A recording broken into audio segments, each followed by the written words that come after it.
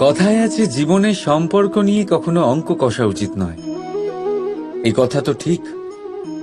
যদি এই সম্পর্কে লাভ ক্ষতি গুণ ভাগ এসব চলে আসে, তাহলে সবকিছু শুধু ব্যবসা হয়ে যায়।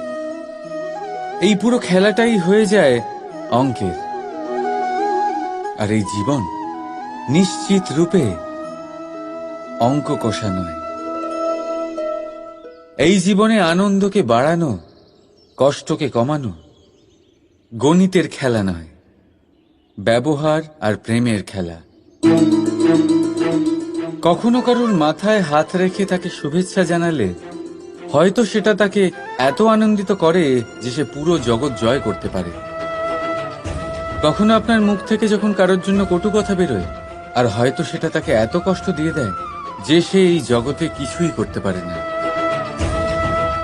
জীবনে কখনো সম্পর্কের মধ্যে গণিতকে আনবেন না, কখনো না।